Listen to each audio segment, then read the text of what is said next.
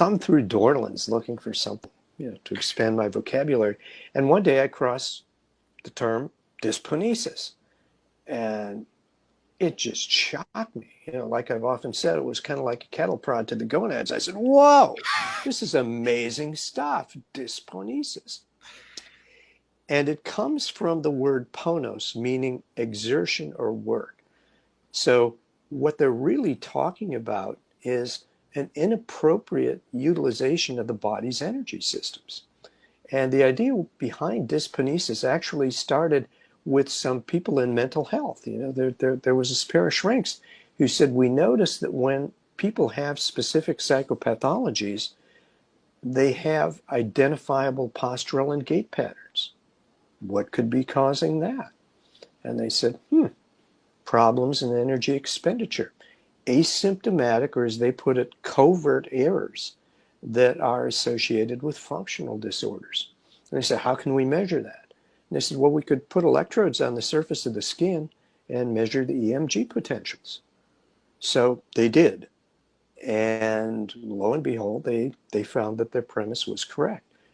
The interesting thing was when I searched PubMed and the Index to Chiropractic literature and CINAHL and whatever else I could think of, I was only able to find one paper at that time on dysponesis. And I thought, this is kind of curious.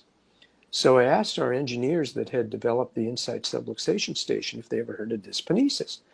And the guy kind of smiled and he said, yeah, he said it's 15 minutes of fame, came and went. And I said, well, why? It seems like these guys were really onto something. And he just kind of smirked and he said, talk therapy on the couch and drugs don't fix dysponesis. And that was even a greater insight for me. So we started doing work with surface EMG and looking at these patterns that had been identified in individuals that had been under long-term chiropractic care. That was kind of a challenge to begin with because all of the reference data had been done with people that were a part of the random population. Now we had populations of people that were under chiropractic care that we were able to compile data on. And we said, wow, this is completely different.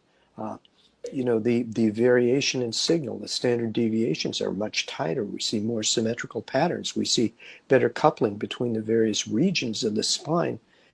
So we developed reference data there and published it and so forth. And that was kind of the dysponesis aspect of it. And it's still a very